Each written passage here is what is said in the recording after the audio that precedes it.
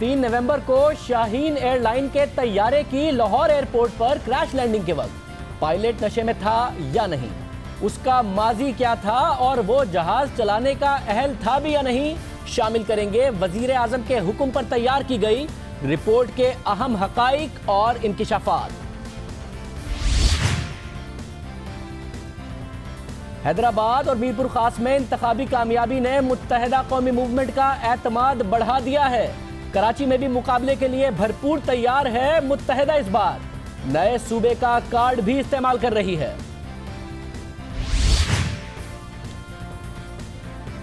सिंध में 16 माह में 1354 लोग पुलिस मुकाबले में मारे गए। सिंध पुलिस ने अपनी कारकर्दगी तो बता दी, लेकिन कुछ हैरानकुन एदादोशुमार पर सवालात मौजूद हैं। आईजी सिंध को जवाब देना होगा। पाकिस्तान पीपल्स पार्टी के अहम फैसलों का मरकज दुबई बन रहा है। पार्टी ही नहीं, अब विजारतें भी दुबई से चलाई जा रही हैं। वजीर आला सिंध समेत सूबाई काबीना के अहम रहनुमाओं को एक बार फिर दुबई बुला लिया गया। लगता है कि 5 माह से दुबई में मौजूद आसिफ जरदारी फिलहाल पाकिस्तान नहीं आना चाहते।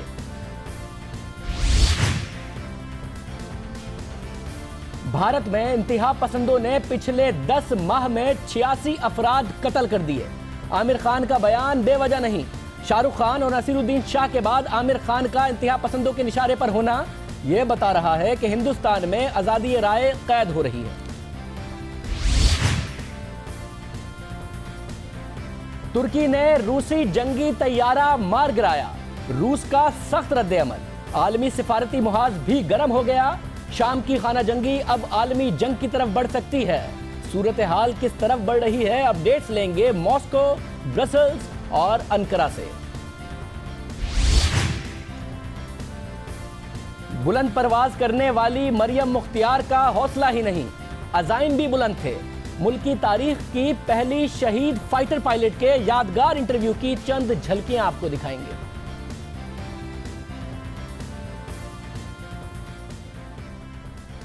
अस्सलाम वालेकुम, मैं हूं शाहजेब खानजादा। प्रोग्राम का आगाज एक्सक्लूसिव न्यूज़ के साथ। रवा माह 3 नवंबर को शाहीन एयरलाइन के तैयारे ने लाहौर एयरपोर्ट पर क्रैश लैंडिंग की थी, जिसके बाद जो वजूहात सामने आई थी, इनमें पायलट कैप्टन असमत को वाक़े का जिम्मेदार करार दिया गया था। वाक़े का वज़ीर आज़म नवाज शरीफ ने नोटिस लिया। वज़ीर आज़म को रिपोर्ट पेश की गई। वज़ीर आज़म ने एक इंडिपेंडेंट इंक्वायरी का हुक्म दिया और कहा कि सिविल एविएशन की नहीं बल्कि FIA की तहकीकात की जाएं, और एक अच्छे ऑफिसर के तहत तहकीकात का आगाज कराया गया कि यह जहाज जो क्रैश हुआ उसमें पायलट के हवाले से जो बातें बताई जा रही हैं वो दुरुस्त हैं या नहीं। जो रिपोर्ट वज़ीर आज़म को जमा कराई गई है और जो हमें हमारे ज़राए से, सिविल एविएशन के ज़राए से हमें मौसूल हुई है, वो हम आपके सामने रखने जा रहे हैं। और इसके हक़ाइक़ जब आपको पता चलेंगे तो आपको अंदाज़ा होगा कि पाकिस्तान में किस तरीके से जो मुख्तलिफ रेगुलेटरी अदारे हैं वो तवज्जो नहीं देते, और ऐसे लोग जिनके मैट्रिक के सर्टिफिकेट ही नहीं, दूसरे मामलात में क्या क्या जाली था, उसके बावजूद वो जहाज़ चलाते रहते हैं और आप सबकी जानें ख़तरे में होती हैं। इस सरकारी तहकीकात में कुछ अहम बातें सामने आई हैं, जिसमें इंकिशाफ हुआ है कि कैप्टन असमत महमूद की 23 अक्टूबर 1985 को पाकिस्तान इंटरनेशनल एयरलाइन में भर्ती बतौर कैडेट पायलट हुई थी, और उस वक्त वो जायदुल उम्र थे, यानी 29 बरस के थे, और इस उम्र में उनकी भर्ती ही नहीं हो सकती थी। लेटर ऑफ एम्प्लॉयमेंट के मुताबिक इनकी तारीख पैदाइश 10 अक्टूबर 1956 है, और जब उन्होंने PIA ज्वाइन की तो उनकी उम्र 29 साल थी। मगर ये शायद आपको एक छोटी मोटी बात लगे, आगे का मामला यह है कि उनके तालीमी और फ्लाइंग सर्टिफिकेट की तस्दीक किए बगैर उनके कप्तान के ओहदे पर तरक्की दे दी गई। मैट्रिक का सर्टिफिकेट जाली था, फ्लाइंग सर्टिफिकेट जाली था, उसके बावजूद ये शख्स 27 साल तक, और ये रिपोर्ट बताती है जो वज़ीर आज़म को सबमिट की गई है FIA की तरफ से, ये शख्स 27 साल तक PIA का जहाज उड़ाता रहा। 27 साल तक जाली असनाद की बुनियाद पर, मैट्रिक के जाली सर्टिफिकेट पर PIA का जहाज उड़ाता रहा। और ज़्यादा हैरानकुन बात यह है कि PIA से इसे जाली असनाद की वजह से 2012 में बरतरफ किया, तो PIA ने सिविल एविएशन को इस हवाले से मुतल्ला ही नहीं किया। सिविल एविएशन ने PIA से इस हवाले से पूछा ही नहीं कि कैप्टन असमत को जाली डिग्री के बाइस नौकरी से बर्खास्त कर दिया गया है। नतीजा क्या हुआ? नतीजा ये हुआ कि इस शख्स को नौकरी से तो बर्खास्त कर दिया गया जो कैप्टन की दर्जे तक पहुंच चुका था, लेकिन इसका जो फ्लाइंग लाइसेंस है वो नहीं मंसूख किया गया, जिसकी वजह से कुछ अरसे बाद ये शख्स PIA से निकाले जाने के बाद जून 2013 तक एयर इंडस में मुलाजमत करता रहा, यानी कि PIA से निकाला गया और एयर इंडस में मुलाजिम हो गया। फिर एयर इंडस से मुलाजमत छोड़ी तो जुलाई 2013 में एक मरतबा फिर अपनी जाली तालीमी असनाद और PIA का एक जाली तजर्बा सर्टिफिकेट भी बना लिया, जिसमें यह नहीं लिखा था कि इसको निकाला गया है, ना इसमें लिखा गया था कि इसके साथ क्या मामला हुआ है। एयर इंडस में नौकरी कर ली, सिविल एविएशन को कोई उसने तहकीकात नहीं की, PIA ने कोई तहकीकात नहीं की। ये सब वो रिपोर्ट कह रही है जो वज़ीर आज़म को जमा कराई गई है, और इसे इसी तजर्बे की बुनियाद पर और PIA के जाली सर्टिफिकेट की बुनियाद पर शाहीन इंटरनेशनल एयरलाइन में मुलाजमत दे दी गई। और बाद में डिसिप्लिनरी वजूहात की बुनियाद पर जब हालिया वाक़या हुआ तो नौकरी से बर्खास्त करने की बात हुई। 3 नवंबर 2015 को कैप्टन असमत ने लाहौर एयरपोर्ट पर क्रैश लैंडिंग की और मेडिकल रिपोर्ट के मुताबिक परवाज के दौरान कैप्टन असमत के खून के नमूनों में अल्कोहल की मुमकिना हद से ज़ायद मिकदार पाई गई थी। ये रिपोर्ट भी यही कहती है कि जो मेडिकल रिपोर्ट है उसको बुनियाद बनाकर कि अल्कोहल की ज़्यादा बुनियाद पाई गई थी। शराब पी हुई थी कैप्टन असमत ने जिस वक्त वो जहाज़ उड़ा रहे थे। मगर इसमें एक अहम मामला है। अहम मामला यह है कि FIA की ये रिपोर्ट ये तो बताती है कि कैप्टन असमत किस किस तरीके से जाली असनाद बनाकर 27-28 साल तक पहले PIA में जहाज़ उड़ाते रहे, फिर PIA ने सिविल एविएशन को नहीं बताया तो एयर इंडस में जहाज़ उड़ाते रहे, फिर शाहीन इंटरनेशनल में जहाज़ उड़ाते रहे। उनके ये जो ड्रंक होकर उड़ाने के मामलात हैं ये पहले भी सामने आते रहे, मगर उसके बावजूद ये रिपोर्ट ये नहीं बताती कि क्या ये जहाज़ क्रैश सिर्फ इसीलिए हुआ कि कैप्टन असमत ने शराब पी हुई थी या फिर इसकी दूसरी वजूहात थी। एयरवर्दीनेस का सर्टिफिकेट शाहीन एयरलाइन को किसने दिया? 1.5 घंटे का फ्लाइट टाइम है कराची से लाहौर तक का, और उस 1.5 घंटे में जो कैप्टन असमत की गुफ्तगू अपने फर्स्ट ऑफिसर से हुई, उस गुफ्तगू का फ्लाइट रिकॉर्ड क्या कहता है? जो गुफ्तगू कैप्टन असमत जहाज से कंट्रोल टावर के साथ करते रहे वो रिकॉर्ड क्या कहता है? जहाज उड़ा लिया, जहाज के दौरान क्या मामला रहा, लैंडिंग के जो आखिर के 1.5-2 मिनट हैं उसका रिकॉर्ड क्या कहता है? क्या ये इसीलिए जहाज क्रैश हो गया कि इन्होंने शराब पी हुई थी, या जहाज क्रैश होने की कोई दूसरी वजूहात है? कैप्टन असमत की तो जिम्मेदारी बनती है कि उन्होंने किस तरीके से जाली असनाद बनाई। सिविल एविएशन की जिम्मेदारी बनती है कि कितने पायलट हैं पाकिस्तान की फिजाओं में, पता नहीं किस किस तरीके से जहाज उड़ा रहे हैं और उनको उसका पता नहीं। मगर ये जहाज क्या सिर्फ इसी वजह से क्रैश लैंड हुआ था कि इन्होंने शराब पी हुई थी? ये बात बहरहाल इस तमाम वाक़े से डिटरमिन नहीं होती और को इस हवाले से भी तहकीकात करानी चाहिए। प्रोग्राम में आगे बढ़ते हैं, बात करते हैं सिंध पुलिस की कारकर्दगी की, जिसकी का दावा है कि वो पुलिस मुकाबलों में रोज़ाना तकरीबन 3 जराइम पेशा टारगेट किलर्स को हलाक कर रही है। और ये दावा किस तरीके से सामने आया? गुज़िश्ता रोज़ पुलिस सेंट्रल ऑफिस में सिंध में जराइम के खिलाफ पुलिस की कारकर्दगी का जायज़ा लेने के लिए IG सिंध गुलाम हैदर जमाली की सरबराही में होने वाले इजलास में ये एक ब्रीफिंग दी गई, जिसमें बताया गया, जिसमें रिपोर्ट पेश की गई कि 6 जुलाई से अब तक 16 माह से ज़ायद अरसे में 958 जराइम पेशा अफराद को मारा जा चुका है, 16,503 को गिरफ्तार किया गया है, 287 दहशतगर्द मारे गए हैं, जबकि 60 टारगेट किलर्स हैं जो इस ऑपरेशन में मारे गए हैं और 41 अफराद गिरफ्तार हुए हैं। 96 अगवाकार और 6 भत्ताखोर भी पुलिस मुकाबलों में मारे गए हैं। अगर पुलिस रिपोर्ट में पुलिस मुकाबलों में हलाक होने वाले जराइम पेशा नासिर और दहशतगर्दों की मजमूई तादाद निकाली जाए तो ये 1354 बनती है। और अगर हम 6 जुलाई 2014 से गुज़िश्ता रोज़ 23 नवंबर तक 506 दिनों से इस तादाद को तकसीम करें तो तकरीबन 3 लोग रोज़ाना गुज़िश्ता 1.5 साल के अरसे में पुलिस मुकाबलों में मारे गए हैं। और 3 अफराद का साल के दौरान रोज़ाना पुलिस मुकाबलों में मारा जाना, ये नंबर हैरानकुन है। और उसमें टारगेट किलर्स इतने नहीं हैं, स्ट्रीट क्राइम्स के मामलात इतने नहीं हैं। ये जो लोग मारे गए उसमें सिमत क्या थी? दूसरी जानिब अगर सिंध पुलिस रिपोर्ट में दिए गए डेटा को दुरुस्त मान लिया जाए तो कराची शहर में अमन व अमान की सूरत हाल बहुत मिसाली होनी चाहिए। पुलिस रिपोर्ट में सब अच्छाई के तौर पर पेश किया गया है। ये बात सही है कि कराची ऑपरेशन शुरू होने के बाद कराची में टारगेट किलिंग कम हुई है, कराची के हालात बेहतर हुए हैं, लेकिन कराची में स्ट्रीट क्राइम्स पर मुकम्मल तौर पर काबू नहीं पाया जा सका, बल्कि इसमें तेज़ी देखी गई है। और कराची ऑपरेशन शुरू होने से पहले तकरीबन 2 सालों के दौरान 22,453 अफराद अपने मोबाइल फ़ोन से महरूम हुए थे। और ये वो नंबर्स हैं जो रिपोर्ट हुए हैं, क्योंकि आमतौर पर लोग रिपोर्ट नहीं करते जब उनका मोबाइल छिन जाए। 2 सालों में 22,000 से तादाद बढ़कर 38,501 हो गई है कराची ऑपरेशन के दौरान जो मोबाइल फ़ोन लूटे गए। इसी तरह गाड़ियां छीनने की वारदातों में इजाफा हुआ और ऑपरेशन के दौरान 2 सालों में 42,654 से ज़ायद गाड़ियां छीन ली गई या चोरी कर ली गई। पुलिस के पेश किए गए दादो शुमार पर बात करने के लिए हमारे साथ सीनियर सहाफ़ी ब्यूरो चीफ कराची जियो न्यूज़ फ़हीम सिद्दीकी साहब मौजूद है। फ़हीम, बहुत कराची में क्राइम के हवाले से आप का बहुत तजर्बा है उसको रिपोर्ट करने के हवाले से, बहुत ज़्यादा आप इसको रिपोर्ट करते रहे हैं, कराची ऑपरेशन को रिपोर्ट करते रहे। मामला क्या है कि रोज़ाना के 3 अफराद तकरीबन पुलिस मुकाबलों में मारे गए हों, कराची के स्ट्रीट क्राइम उसके बावजूद ज़्यादा हो, टारगेट किलिंग में बहरहाल कमी आई हो, क्या कोई सिम्त जो है उसका मसला है, क्या मामला है, ये दादोशुमार क्या बताते हैं? शाहजेब, सबसे पहले तो ये कि ये रिपोर्ट जो है ये सिंध पुलिस की कारकर्दगी की नहीं है, बल्कि ये आईजी साहब की कारकर्दगी की रिपोर्ट है।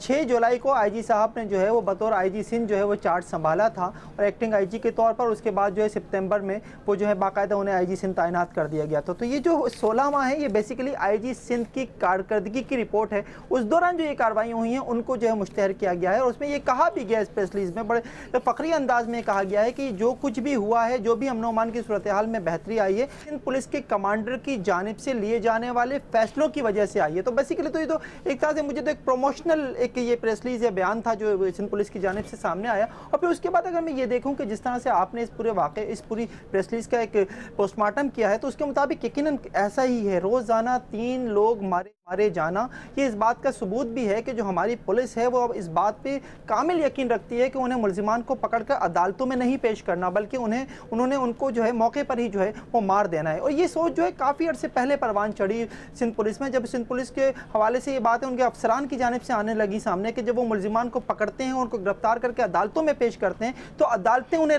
रिहा कर देती हैं। उस पर जब उनकी जानिब से, अदालतों की जानिब से, वकला की जानिब से ये कहा जाने लगा कि प्रोसिक्यूशन आपका इतना मजबूत नहीं होता, आप केस इतने मजबूत बना के अदालतों में पेश ही नहीं करते जो अदालतें जो हैं वो सजा दे सकें सबूत और शवाहिद की बुनियाद पर, तो उसके ऊपर फिर ये एक आर्गूमेंट दिया जाने लगा कि गवाह जो है वो मुनकिर हो जाते हैं। जिसके बाद हमने ये देखा कि कराची में जो है, सिंध में जो है खास तौर पर विटनेस प्रोटेक्शन प्लान की बात हुई। लेकिन विटनेस प्रोटेक्शन प्लान से पहले भी लोग जब अदालतों में नहीं गवाहियां देने के लिए आते थे तो सिस्टम की वजह से नहीं आते थे, पुलिस के सिस्टम की वजह से नहीं आते थे।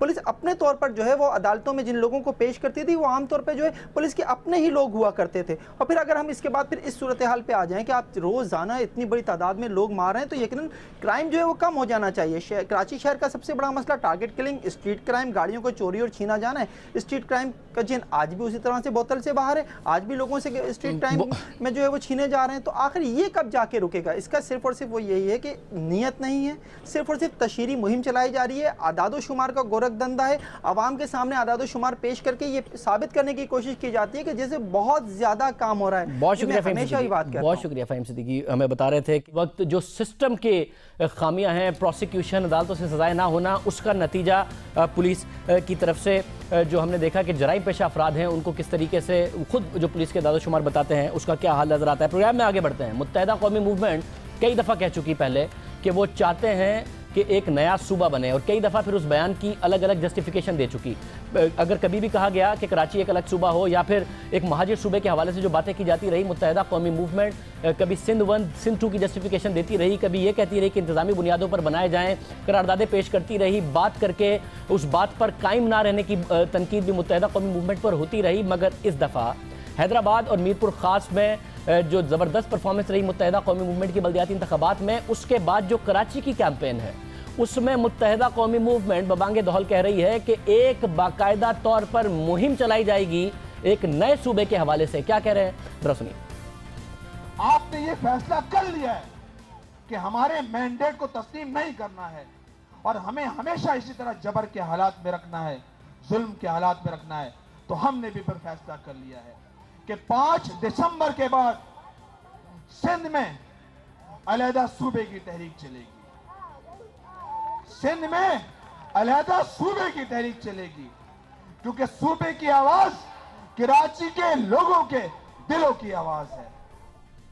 आपने देखा क्या कह रहे थे अहमद साहब। हमारे साथ फारूक सत्तार साहब मौजूद हैं, मुत्तहिदा कौमी मूवमेंट के सीनियर रहनुमा। फारूक सत्तार साहब बहुत शुक्रिया हमें ज्वाइन करने के लिए। सिर्फ और सिर्फ इलेक्शन में, बल्दियाती इंतखाबात के कराची में वोट लेने के लिए सब हो रहा है या जेन्युइनली आप कोई मुहिम चलाने लगे हैं 5 दिसंबर के बाद? सबसे पहले तो मैं आपका शुक्रिया अदा करूँगा शाहजेब के ज़हे नसीब साजिद अहमद मेरे बड़े मेहनती MNA हैं। मैंने पहली मरतबा उनका इस तरह बाकायदा कोई फुटेज जो है और इस तरह उनकी तकरीर, बहुत अच्छी तकरीरें करते हैं, बड़ी लॉजिकल करते हैं, बड़ी मंतक के साथ करते हैं, बहुत रीज़न के साथ करते हैं। लेकिन आज तक मैंने कभी नहीं देखा था कि किसी प्रोग्राम में या वैसे उनकी कोई कवरेज हुई हो या उनकी कोई तकरीर चलाई हो, लेकिन बड़े इंटरव्यूज देते हैं वैसे। और जाहिर है उन्होंने बात की तो हम समझ रहे थे, सीनियर रहनुमा भी मौजूद थे कि पॉलिसी के तौर पर ही की होगी, अगर नहीं है तो आप कहते हैं आइंदा नहीं चलाएंगे कि इनकी तकरीर ना चलाया करें। मैं ये नहीं कह रहा, लेकिन मैं कह रहा हूँ ज़ाहिर नसीब आज साजिद को ये अल्लाह ताला ने इज़्ज़त दी, एजाज़ दिया कि उनकी तकरीर भी एक बड़े चैनल पर और एक अहम प्रोग्राम में चल रही है। तो ये अच्छी बात, और उम्मीद है कि वो जब भी कोई ऐसी बात करेंगे जो कि लोगों के दिलों को छुए, जो लोगों के मसाइल हल करने की बात हो, तो वो भी इंशाअल्लाह ताला नशर हो। देखें, MQM की पॉलिसी ले लें, जो स्टेटेड पॉलिसी है कि हम पाकिस्तान में मज़ीद सूबे चाहते हैं। अब वक्त आ गया है, पाकिस्तान जब 40 या 50 की दहाई में आज़ाद हुआ था, उस वक्त कई और ममालिक भी दुनिया में आज़ाद हुए थे, उनकी आबादियों में जो इजाफ़ा है, पाकिस्तान की आबादी में जो बेतहाशा इजाफ़ा है इंतज़ामी बुनियादों पर, अब वो इस बात का तकाजा कर रहा है। और जो मुख्तलिफ़ तजुर्बे भी हुए, पाकिस्तान को एक एक्सपेरिमेंटल लैब भी बनाया गया। तो अब मैं समझता हूँ कि जब बहुत सारे और रिफॉर्म्स होने हैं, इंतज़ामी मैं समझता हूँ इस्लाहात होनी है, और उसमें ये सियासी विल सियासी जमातों को देना पड़ेगा, इस बहस का अब आगाज़ करना पड़ेगा। और पाकिस्तान में 16, 18 या 20 सूबे अब पंजाब, बलूचिस्तान, KPK और सिंध में बनने चाहिए। फाटा का सूबा बनना चाहिए, हज़ारा का सूबा बनना चाहिए, सराय की सूबा बनना चाहिए। कुछ और कह रहे थे, मगर चले, मगर आपने कहा साजिद अहमद साहब की बात सुनाई, मैं ज़रा और कुछ चीज़ें आपको दिखा देता हूँ और उसके बाद एक सवाल फ्रेज कर देता हूँ आपके लिए। ज़रा देखिए क्या कहते रहे। अगर मुल्क में नए इंतज़ामी यूनिट्स कायम किए जाएं तो उसमें कोई हर्ज नहीं है, नए सूबे कायम किए जाएं तो उसमें कोई हर्ज नहीं है। मैं कहता हूं पाकिस्तान के इंतजामी बुनियादों पे अगर सूबे बनते हैं, खुदा की कसम पाकिस्तान खुशहाल होगा। लेकिन हमारी सोच फ्यूडल सोच है, नहीं ये नहीं हो सकता, हमने खरीदा हुआ है, हमारे बाप दादा का है। ये किसी के बाप दादा का पाकिस्तान और किसी के बाप दादा का सूबा नहीं है, ये 20 करोड़ पाकिस्तानियों का। MQM ने कभी भी सिंध की तकसीम का मुतालबा न किया था, न किया है और न करेंगे, मगर इंतजामी यूनिट्स का मुतालबा पाकिस्तान के दीगर सूबों की तरह सिंध में भी है। मुहर्रम के बाद एक बार फिर कराची में फिर अवाम का एक समंदर जमा होगा और पाकिस्तानियों को, हमारे लिए नहीं तमाम पाकिस्तानियों को उनका हक दिलाने के लिए, उन्हें 20 सूबे दिलाने के लिए कराची से तहरीक का आगाज किया जाएगा। खालिद मकबूल सिद्दीकी साहब ने मुहर्रम के बाद एक तहरीक का कहा था, साजिद अहमद साहब 5 दिसंबर के बाद एक तहरीक का कह रहे हैं। तहरीक है कोई तहरीक, किस किस्म की तहरीक है, क्या करने लगे? तहरीक या मोबिलाइजेशन जो इस वक्त अवामी राब्ता हो रहा है, जो लोगों में जोश खरोश है, जो हमारी साबका बल्दियाती कारकर्दगी है, जो हमारी तारीख़ है परफॉर्मेंस की, वो हमारा मंशूर है। और लोगों को ये मालूम है कि दहलीज़ पे, लोगों की दहलीज़ पे जब तक आप जमहूरियत को नहीं ले जाएंगे, जमहूरियत को शमूलियती शिरकती नहीं बनाएंगे, पाकिस्तान के मौजूदा इंतज़ामी ढांचे और सियासी निज़ाम में मकामी हुकूमतों को इस कदर इख्तियार नहीं देंगे, उन्हें इस कदर वसाइल नहीं देंगे जो उनका हक़ है, उन्हें तरक्की का इंजन नहीं बनाएंगे। म्यूनिसिपल खिदमात के अलावा के काम उनका एक कंट्रीब्यूशन होता है कि वो अमन कायम करने में, जराइम के ख़ात्मे में और दहशत गर्दी के ख़ात्मे में, अगर न्यूयॉर्क का मेयर और न्यूयॉर्क की बल्दियाती जो हुकूमत है, रूडी जुलियानी, अगर वो उसमें होमलैंड सिक्योरिटी के साथ काम ना करें तो होमलैंड सिक्योरिटी तो हवा में गिरा रहा है, मोहल्ला नहीं है। ये तो आप मुझे बता रहे हैं बल्दियाती जो इदारे हैं उनकी अफादियत, और इसमें कोई क्वेश्चन नहीं है कि आपका जो साबिक आप लोगों ने अच्छा परफॉर्म किया था जब आपके पास बल्दियाती निज़ाम, ये आप मुझे बल्दियाती निज़ाम की अफादियत बता रहे हैं। अगर इतनी अफादियत है तो बल्दियाती इंतखाबात 5 दिसंबर को होने जा रहा है, वो अफादियत आपको फिर उसके बाद दिखाने का मौका मिलेगा। नए सूबे का जो साथ में मुतालबा है, ये सिर्फ वोट लेने के लिए है या आप वाकई ही कोई मुहिम चलाने जा रहे हैं, जैसा कि वो कह रहे हैं कि कराची के अवाम को सिर्फ वोट लेने के फिर भूल जाएंगे? नहीं, मुहिम तो हम चलाएंगे और पाकिस्तान में 16, 18 से 20 सूबों के लिए चलाएंगे। और सबसे पहले हमने ही 2 जो ये कौमी असम्बली के अदवार गुजरे हैं, उसमें हमने ही सेनेट में, कौमी असम्बली में हमारी ही करारदादें हैं। वो तो आपने करके देख लिया, आपने वो करके देख लिया, आपने करारदादें भी लाके देख ली, उसके अंदर जो लीगल कॉम्प्लिकेशंस है कि पंजाब असेंबली से कुछ आए, खैबर पख्तूनख्वा असेंबली से कुछ आए, तो आपका जो फिर अपना डोमेन है वो तो सारा करके देख लिया ना आपने। जो कराची का मामला है, जो सिंध का मामला, जो हैदराबाद का मामला है सिंध में, इन दोनों के लिए आप उनके अवाम को क्या बता रहे हैं जो आपका वोटर बैंक है कि आपने उसी वाले कैंप पे वो तो 4-5 साल से आप कर रहे हैं, नया क्या है उनके लिए? नहीं, मैं तो ये कह रहा हूं कि ये तो इब्तिदाई इश्क है। होता है क्या, आगे आगे देखिए।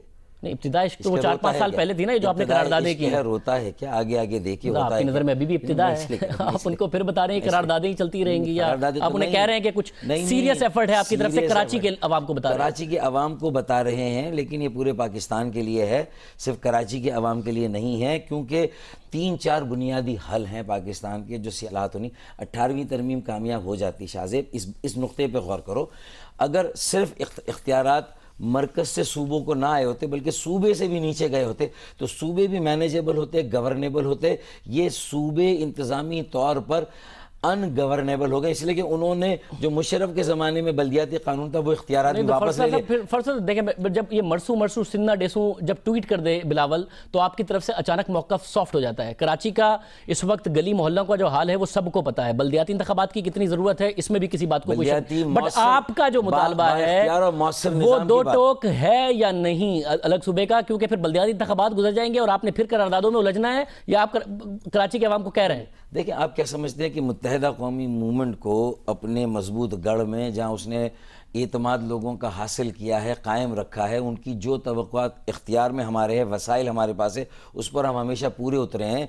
चाहे पहला हमारा बल्दियाती दौर हो, चाहे दूसरा दौर हो, तो क्या हम सिर्फ बल्दियाती इंतखाबात में वोट मांगने के लिए क्या सूबे का, अपने सूबे का कोई नारा लगाएंगे? ये किसी भी एक MNA या MPA की ज़बान से अगर ये बात निकली है, जो स्टेटेड पॉलिसी वो मैंने आपके सामने रख दी। हम पाकिस्तान में नए सूबे चाहते हैं और उसमें सिंध में भी नए सूबे बनने चाहिए।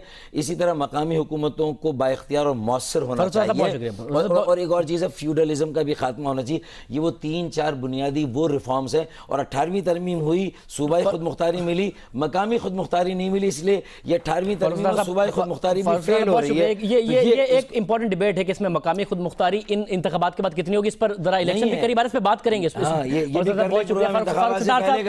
मैं आ जाऊंगा, कल आ जाऊंगा, मुझे बुला ले। ये जरूरी है, अभी से लोगों को पता होना हमारे साथ मौजूद थे। हमें कायरा साहब ज्वाइन करेंगे ब्रेक के बाद और उनसे पूछेंगे 16 जून को एक तकरीर की थी जरदारी साहब ने, जो कि आर्मी मुखालिफ तकरीर ख्याल की जाती है। उसके 8 दिन बाद 24 जून को दुबई गए थे, वापस नहीं आए हैं, क्या वजह नहीं आ रहे? बात करेंगे एक ब्रेक के बाद।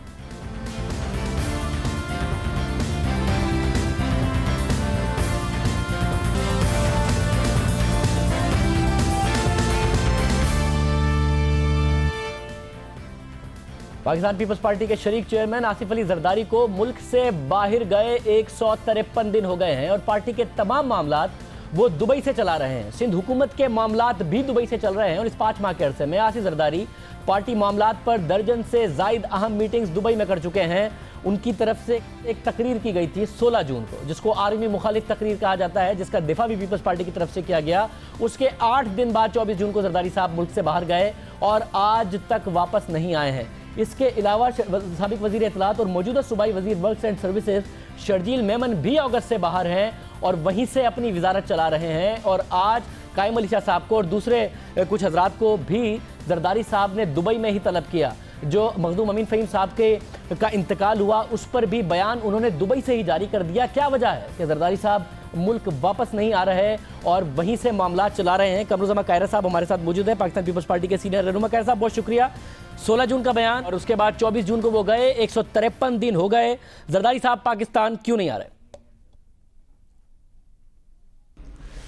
देखिए, आज जरदारी साहब को एक अदालत में जो 18 साल पुराना हमारे खिलाफ मुकदमा था उसमें बरी किया और ये वही मुकदमा है जिसमें हाई कोर्ट से हमें सज़ा हुई थी और सुप्रीम कोर्ट ने हमें वो सज़ा भी ख़त्म की थी और जज साहबान को भी घर भेजा था।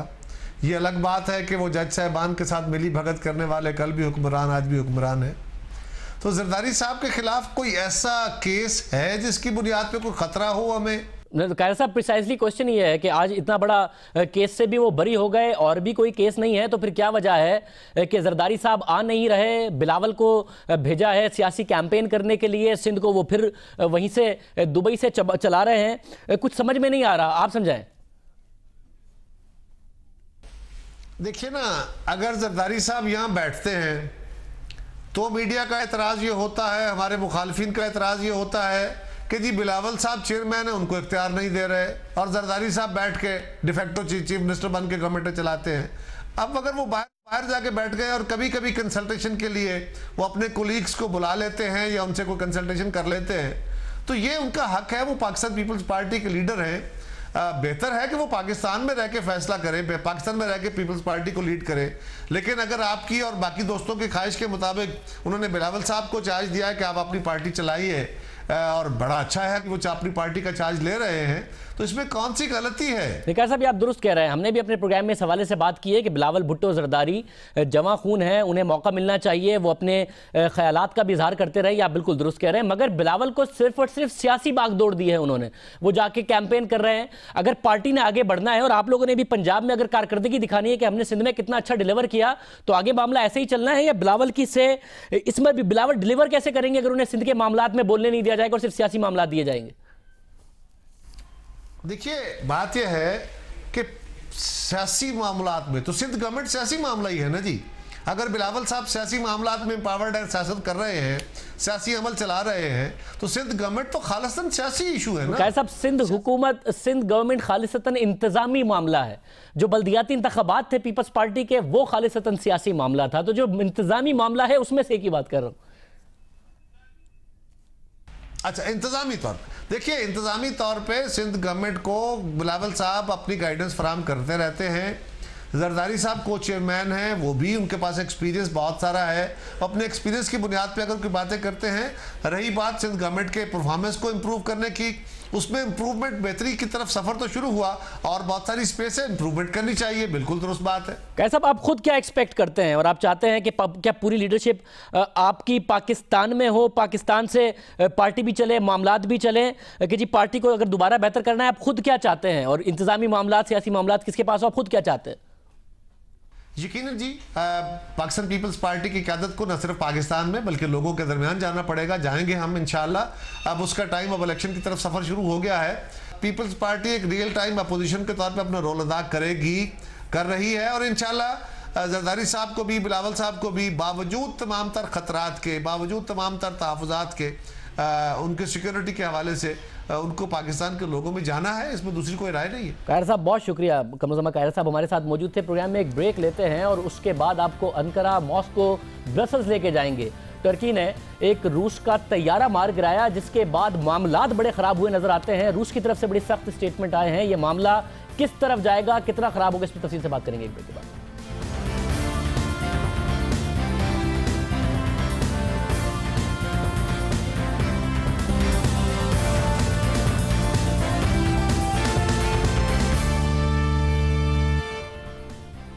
शाम की खाना जंगी अब बाकायदा जंग की तरफ बढ़ती दिखाई दे रही है। शाम में बागियों के खिलाफ सरगर्म मुमालिक आपस में ही उलझ रहे हैं। तुर्की की जानिब से रूसी तैयारा मार गिराए जाने के बाद दोनों मुल्कों के ताल्लुकात में शदीद तनाव आ गया है।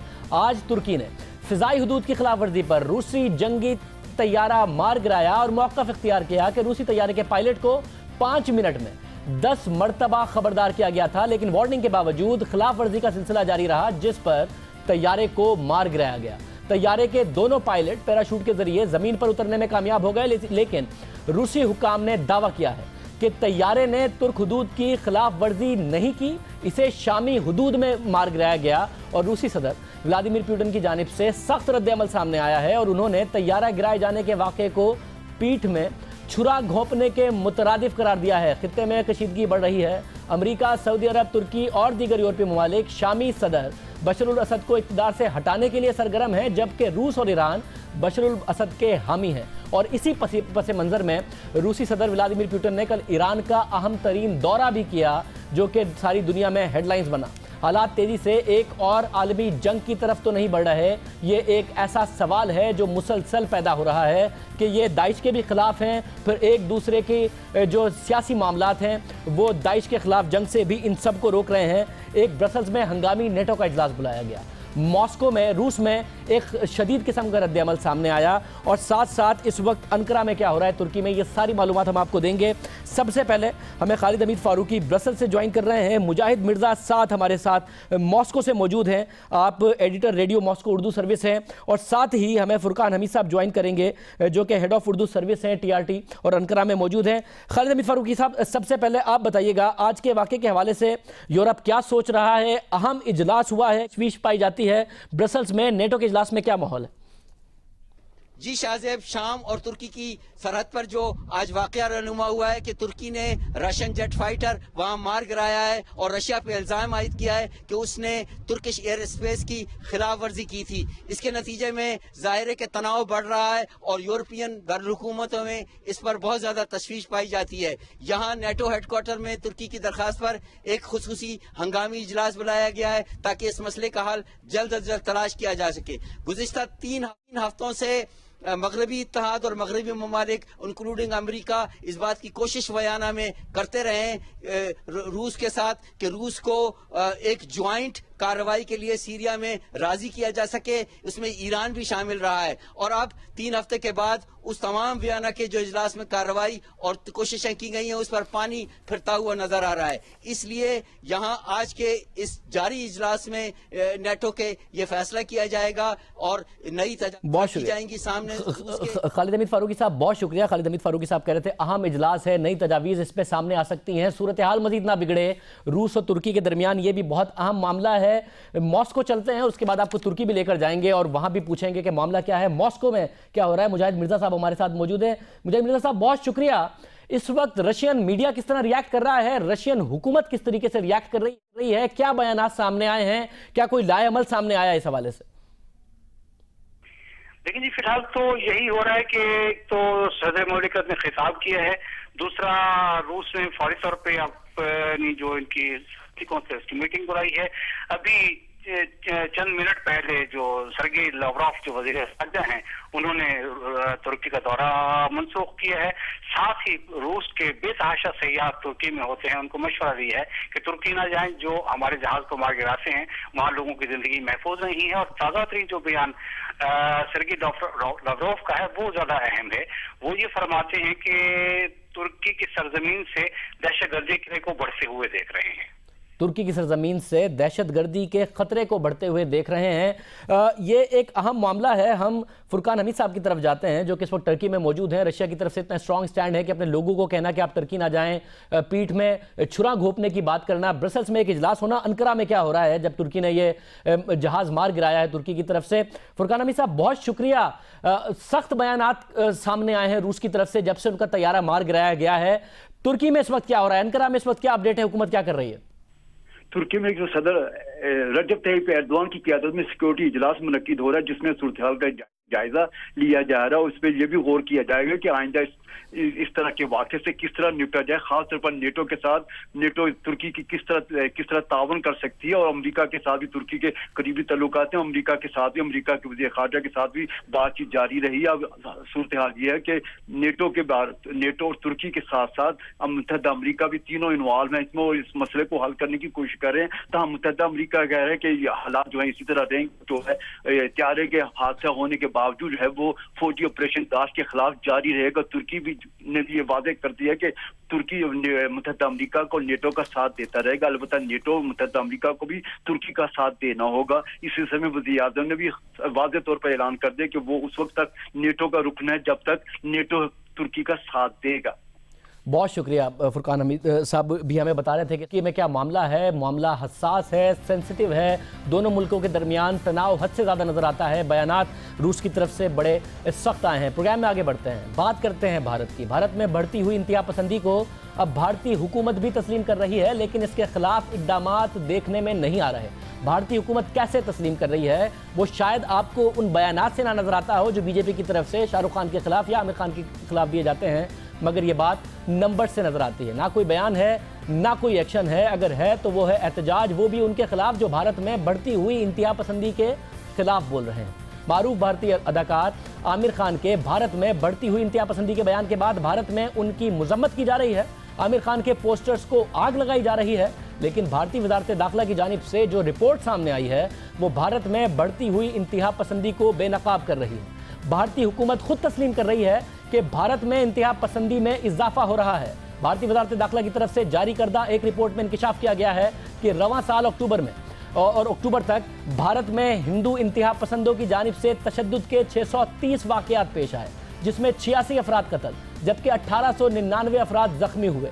सिर्फ इतना नहीं है, भारत में पिछले 4 माह में 300 फिरका वाराना फसादात हुए, जिनमें 35 अफराद को कत्ल किया गया। 2014 में जनवरी से अक्टूबर तक भारत में 561 फिरका वाराना वाक़यात हुए हैं, जिसमें 90 अफराद कत्ल जबकि 1921 अफराद जख्मी हुए हैं। ये भारतीय वजारत दाखिला के अपने नंबर हैं।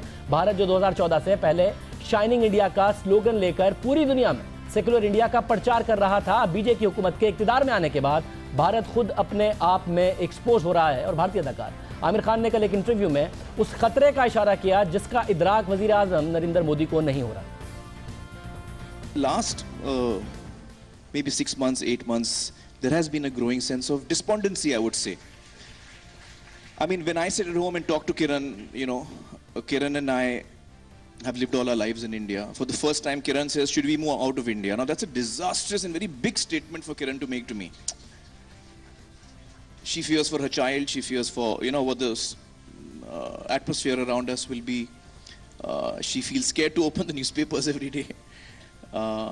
So that does indicate that there is a sense of growing disquiet. Aamir Khan बता रहे थे और इतने बड़े अदाकार बता रहे थे कि उनकी अहलिया किस हद तक अपने लिए, अपने बच्चों के लिए डर गई हैं, कि वो किस तरह हिंदुस्तान छोड़ने की बात करती हैं। और सिर्फ आमिर खान ही नहीं, वो पहले अदाकार नहीं, शाहरुख खान, नसीरुद्दीन शाह, इमरान हाशमी, शबाना आज़मी, जावेद अख्तर और कई दूसरे अदाकार बार बार कहते रहे हैं कि भारत में इंतहा पसंदी बढ़ रही। कैसा वोट बैंक यार, ये नॉनसेंस है। पढ़े लिखे हो जाओ, आगे बढ़ो। और रिलीजन मतलब जेन्युइनली किसको किस आपके नेबर हैं, मैं आपके साथ बैठ के, आप हिंदू हैं, मुसलमान हैं, आप मुंबई से हैं, मैं दिल्ली से, क्या फर्क पड़ता है यार। आपके पिताजी पाकिस्तान से आए। हाँ, मतलब ये इसमें कोई मिसाल नहीं होनी चाहिए, ये नॉर्मल होना चाहिए। हम देशवासी हैं सबके सब, सबने एक दूसरे शादी की, प्यार किया, मोहब्बत की, कोई फर्क नहीं। You believe you are targeted because you are a celebrity or because you are an Indian Muslim or both? Both, I would think, and it really pains me to say this because I've never ever been aware of my identity as a Muslim in this country, and the more the kind of things are happening, the more I'm being made aware of it, and it's deeply saddening. A lot of people told me that you cannot go and apply for a flat in this building because it's got some biases against Muslims. This is not only the society which I had a problem with Libana, but also a lot of other places in Bandra where I wanted to buy the flat. They still face prejudice. I can't get a house in Bombay. I wanted to buy a flat in Bombay, and it wasn't given to me because I was a Muslim. I've read the same thing about Saif. Now, I mean, if Javed Akhtar and Shabana Azmi cannot get a flat in Bombay because they are Muslims, what are we talking about?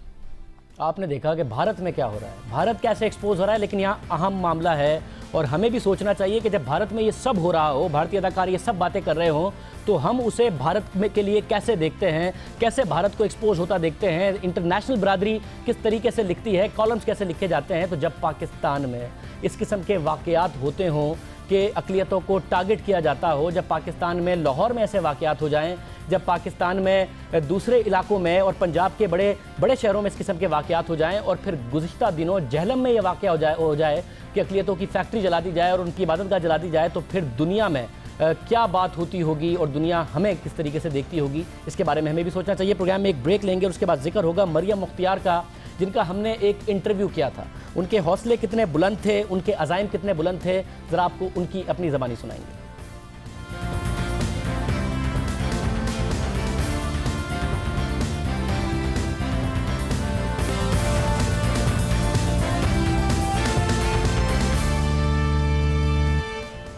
Pakistan की खातून fighter pilot आज शहीद हो गई। मरियम मुख्तियार आज शहीद हो गई, fly करते हुए, अपने शौक़ को पूरा करते हुए और अपने अज़म पर अमल करते हुए शहीद हो गई। अब से 2 साल पहले हमने मरियम मुख्तियार से गुफ्तगू की थी जब वो ट्रेनिंग कर रही थी। कितने उनके इरादे बुलंद थे, क्या वो करना चाहती थी, ज़रा सुनिए। यहाँ मेरे साथ 2 खातून जो पायलट्स हैं, लड़कियां हैं, ये भी मौजूद है। मुझे ज़ाहिर तौर पर बड़ी खुशी हो रही है क्योंकि मैं तो चाहता हूँ पाकिस्तान की ख़वातीन हर शोबे में आगे जाएं। आपके भी घर वालों की ख्वाहिश थी क्या? मेरी भी ख्वाहिश थी, मेरे घर वालों की भी ख्वाहिश थी, और मुझे ये लगता है कि अगर आपके पास वो डिटर्मिनेशन, वो हार्डवर्क और वो कॉन्फिडेंस है तो यू कैन डू एनीथिंग। बेशक यहाँ पे फिजिकल लिमिटेशंस हमारी होंगी कुछ, जिसकी वजह से हमें प्रॉब्लम हो सकता है, फेस करना पड़े, लेकिन we are determined to face those problems, तो फिर वी कैन डू एनीथिंग। नाज़रीन, मेरे साथ मरियम और मारूफ मौजूद हैं जो कि जेट चलाकर आई हैं और नया जेट प्रैक्टिस करना इन्होंने शुरू किया है, फ्लाई करना शुरू किया है। तो ज़रा मैं इनसे भी एक्सपीरियंस पूछ लूँ। आपसे वहाँ बात हुई थी ऑडिटोरियम में और आप बड़ी पॉजिटिव थी कि हाँ जी मुल्क की खिदमत करनी एंड ऑल दैट। ये नया एक्सपीरियंस है इस जहाज़ को चलाना, कैसा लगता है? मैं ये कहूँगी कि ये एक्सपीरियंस इतना एडवेंचरस है, इतना थ्रिलिंग है कि literally I really enjoy this. Beside ये हम नहीं कह सकते कि इट इज़ नॉट डिमांडिंग, ये अपनी जगह बहुत डिमांडिंग है, लेकिन if you can have a control over it, जो ऑब्वियसली हम अपने इंस्ट्रक्टर्स की हेल्प के बगैर वी आर नथिंग, लेकिन अगर हमारे इंस्ट्रक्टर्स हमारे साथ कोप अप कर रहे हैं then we can do wonders in this beautiful aircraft. I mean, this is really adventurous and really something extraordinary. कितना अर्सा लगेगा कि मरियम बगैर किसी इंस्ट्रक्टर के ये एयरक्राफ्ट चला रही हूँ? Inshallah, within the next 2 to 3 months, I would be going solo. पूरी पाकिस्तानी कौम को पायलट मरियम पर फख्र है। मरियम का हौसला ही नहीं, अज़ाइम भी बुलंद थे। उन्होंने ये साबित किया कि अगर मौका मिले तो ख़वातीन किसी से भी कम नहीं, किसी भी मैदान में किसी से भी पीछे नहीं। आज के प्रोग्राम में इतना ही, इजाज़त दीजिए, अल्लाह हाफ़िज़।